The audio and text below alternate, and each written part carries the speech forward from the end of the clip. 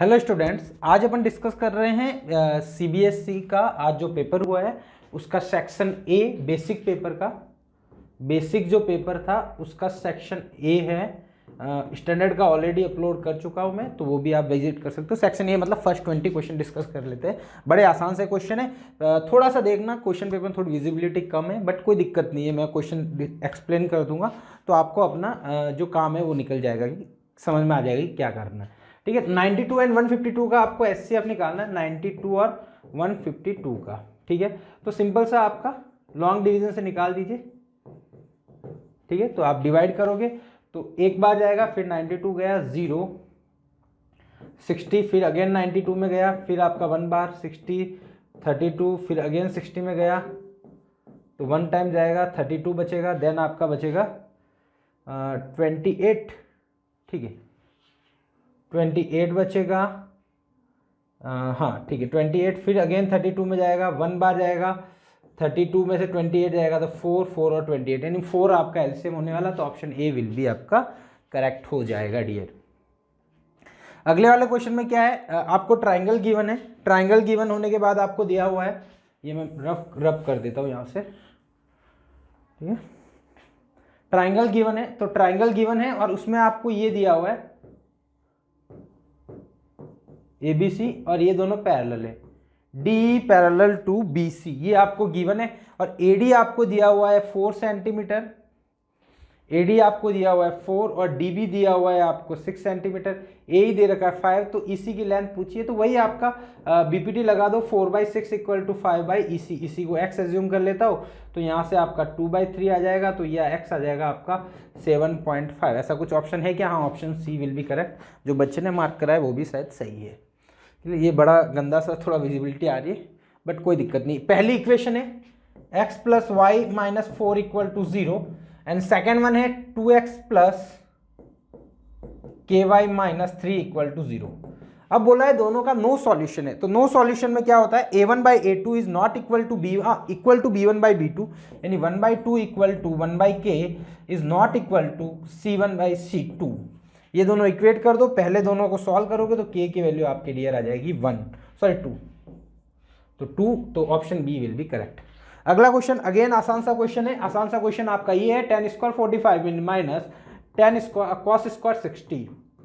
tan 45 आपका 1 होता है, cos 60 होता है 1/2, तो 1/2 का स्क्वायर करोगे तो 1/4, तो आपका 3/4 आपका आंसर आएगा। Answer D will be correct. ठीक है, cos 60 होता है 1/2, 1/2 का स्क्वायर 1/4, यानी माइनस करोगे तो 3/4। अगला question number 5, a point is this is equidistance from this and this. ठीक है, तो दो पॉइंट दिए हुए x, 1, वो आपके दो पॉइंट 0, 0 और 2, 0 से इक्वल डिस्टेंस पे, ए बी मान लेता हूँ, इसको सी बोल देता हूँ। ठीक है, इक्वल है तो ए बी का स्क्वायर इक्वल टू ए सी का स्क्वायर कर दो। ठीक है, स्क्वायर क्यों करा है, क्योंकि रूट वाला फॉर्मूला लगाओगे तो रूट उसमें से हट जाएगा, तो ए बी का स्क्वायर हो जाएगा x² + 1 square equal to x - 2 का स्क्वायर प्लस 1 स्क्वायर। तो ये हो जाएगा dear x² + 1 equal to x² - 4x + 4 + 1। x² cancel out हो जाएगा, 4x इधर बचेगा, ये यहाँ पे इधर जाएगा तो 1 कैंसिल आउट हो जाएगा, x विल भी आएगा डियर 1। तो 1 आंसर है क्या? ऐसा कोई ऑप्शन? हाँ, ऑप्शन ए करेक्ट है, बच्चे ने भी करेक्ट करा है। 2 coins are tossed together, the probability of getting the one head, exactly 1 head, यानी 2 कॉइन टॉस हुए तो क्या हो सकता है, हेड हो सकता है, हेड टेल हो सकता है, टेल हेड हो सकता है, एंड टेल टेल हो सकता है। तो आपके टोटल कंडीशन है 4, एग्जैक्टली 1 हेड होना चाहिए, तो ये 2 कंडीशन होगी, तो 2 फेवरेबल, यानी will be 1/2 will be correct answer. Again इस बच्चे का भी करेक्ट है। चलो नेक्स्ट क्वेश्चन में बढ़ते हैं। नेक्स्ट क्वेश्चन में बुलाया कि sum of zeros equal to 4 and product of zeros will be 0, then आपका पॉलिनोमियल निकालना है, तो वो डियर होता है x² k times x² minus sum of zeros plus product of zeros. ठीक है, अब k यहाँ पे नहीं दिया हुआ है तो आप 1 एज्यूम कर लो, कोई दिक्कत नहीं है। x² minus sum of zeros यानी 4x, तो ये और प्रोडक्ट ऑफ जीरोज 0 है, कोई दिक्कत नहीं है। सेम क्वेश्चन स्टैंडर्ड में भी आया हुआ है, ऐसा ही क्वेश्चन है, बट थोड़ा सा वैल्यू चेंज थी। तो x ब्रैकेट 4 नहीं है, वहाँ पे 5 है ना, यहाँ पे 5 है, यहाँ पे 5 कर दीजिए आप, 5, तो x × x - 5, ऐसा कोई ऑप्शन है क्या? x × x - 5। ठीक है, अब देखो यहाँ पे और गड़बड़ होगी, बड़ा आसान। अब देखो यहाँ पे k भी था बाहर, है ना, मैंने k को 1 ऐसे ही बोला कि 1 एज्यूम कर दो, बट 1 एज्यूम करने पे कोई ऑप्शन नहीं है, बट 2 एज्यूम करने पे ऐसा ऑप्शन है। तो यहाँ पे k को इसने एज्यूम किया है 2। बड़ा बढ़िया क्वेश्चन, बहुत अच्छा क्वेश्चन दिया है इन्होंने, बहुत सही क्वेश्चन दिया है कि बच्चे को दिमाग लगाने के लिए मजबूर कराए कि मतलब आप उसमें कुछ करो, ठीक है। क्यों क्या बोला है, सम ऑफ जीरोस 5 है तो 5 लिख दिया, ये बने इक्वेशन, बट ऐसी इक्वेशन कहीं नहीं है, ठीक है, बट यहाँ पे 2। अदरवाइज दूसरा तरीका ये हो सकता है, तो यहाँ से जीरोज निकाल दो दोनों, तो यहाँ से एक 0 1 0 आएगा, एक 5 आएगा, तो वहाँ से भी सॉल्व कर सकते हो। अगला, कोई प्रोबेबिलिटी किसी इवेंट के होने की प्रोबेबिलिटी 0.65 दी है, तो P ऑफ नहीं होने की प्रोबेबिलिटी क्या होगी dear, 1 minus 0.65, this will be equal to 0.35, आपका आंसर हो जाएगा, option D will be correct. तो बड़ा आसान क्वेश्चन, अगेन 9 क्वेश्चन खत्म हो गए फटाफट ही। चलो अगला question, two triangle are similar, then this is given EF by QR. If EF by QR by 3/2, then the ratio of the areas of this, तो area of triangle DEF upon area of triangle PQR will be equal to EF by QR का square, mean ratio of area of similar triangle will be equal to the ratio of the corresponding square of the ratio of corresponding side square. वापस बता देता हूं, if two triangles are similar, if कोई भी दो triangle similar हैं तो उनके जो एरिया का रेशियो है उनकी करस्पॉन्डिंग साइड के रेशियो के स्क्वायर के इक्वल होता है। सेम क्वेश्चन उसमें भी आया था स्टैंडर्ड में, बट लेवल थोड़ा सा अच्छा करा हुआ था, तो 9/4 आपका आंसर हो जाएगा, option D will be correct. Again the zeros of this quadratic polynomial, तो x² माइनस 5x, इसके जीरोज निकालने तो बड़ा आसान सा है, अपन ने क्वेश्चन भी ऐसे डिस्कस करे थे, इसको जीरो के इक्वट कर दो, इसका फैक्टराइजेशन करोगे तो x minus 3 x minus 2 will be 0, या तो ये 0 हो जाए या फिर ये 0 हो जाए, तो दो आपको अलग अलग डिफरेंट वैल्यूज मिल जाएगी। पहले को 0 करोगे तो x3 मिलेगा, दूसरे को 0 करोगे तो x2 मिलेगा, तो 3 and 2 will be answer. Clear, तो बड़ा आसान सा क्वेश्चन है। अगला question, this one from the chapter 1 real numbers.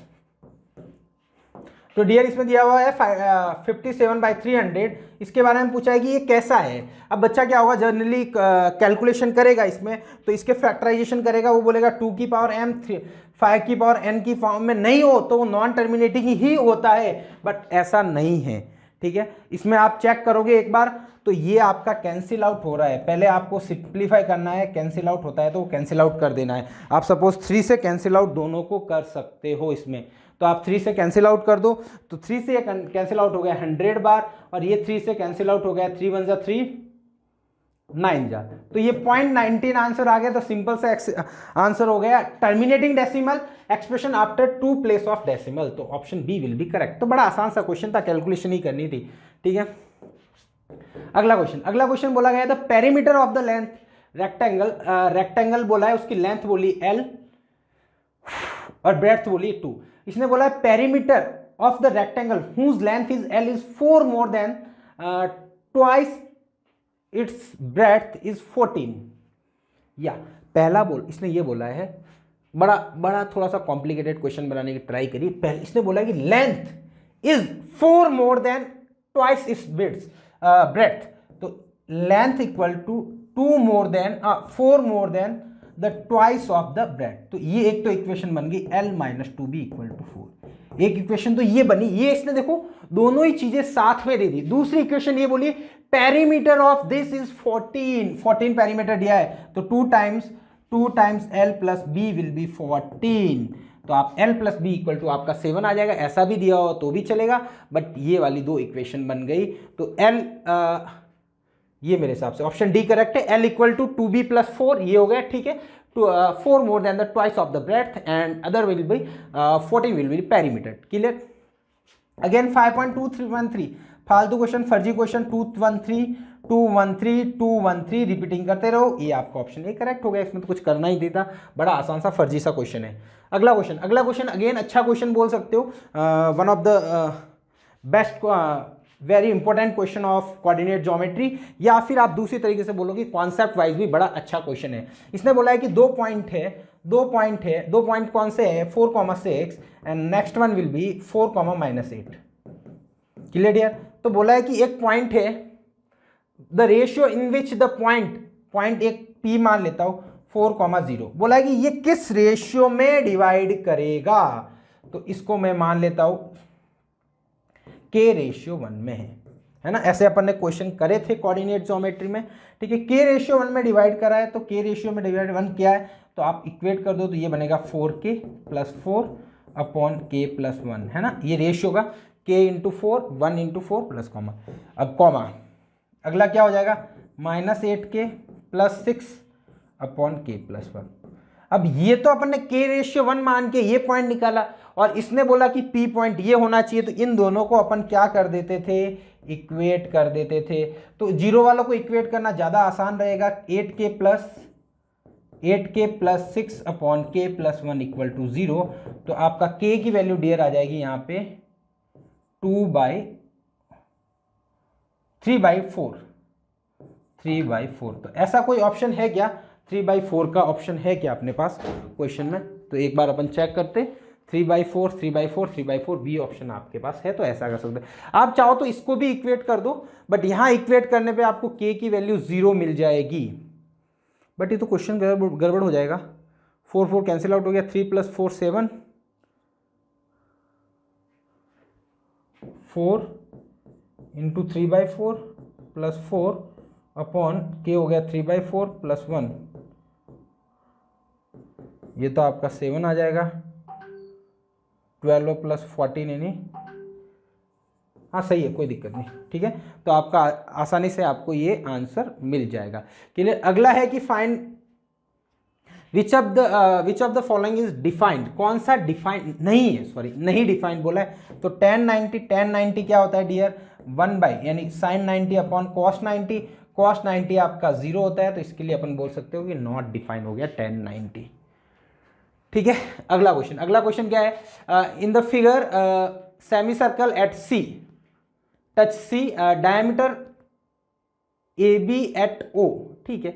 If AB = 28, ये 28 है, तो बोलो what is the radius of the inner circle. Simple सी बात है, ये जो इसकी रेडियस है, मतलब ये क्या होगी, ये सेमी सर्कल की रेडियस होगी, वो उसके डायमीटर के इक्वल होगी।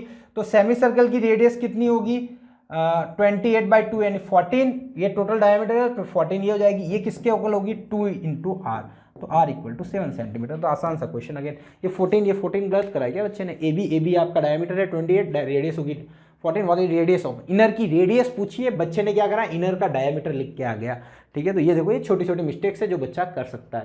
The vertex of the triangle ABC is given this, sorry OAB, ठीक है। ये O के 0 0 है, A है 4,0, B है 0,6। Then the median AD is drawn at OB, ये AD मीडियन है, ठीक है। लेंथ ऑफ द AD निकालने का बोला है, तो सिंपल सा बात है, ये पॉइंट निकाल दो। ये पॉइंट क्या होता है, मीडियन के केस में ये दोनों इक्वल होते हैं, तो ये इसका मिड पॉइंट होगा। मिड पॉइंट होगा तो होगा 0,3, इन दोनों का सम यानी एवरेज निकालना, तो एवरेज निकालो तो 0,3 आपका आंसर आ जाएगा। अभी 0,3 और इसके बीच में डिस्टेंस निकालोगे तो आपकी 9 + 4 16 उसका रूट आएगा। तो ये इन दोनों के बीच में डिस्टेंस निकालनी है, तो वो बड़े आसान से डिस्टेंस फॉर्मूला लगाओ तो 5 आंसर आ जाएगा। तो बड़ा आसान सा क्वेश्चन था ये भी। अगेन अगला question, in the triangle PQR right angle, in a right angle triangle PQR angle Q = 90 degree, PQR Q = 90 degree, angle P = 45 degree, ठीक है डियर।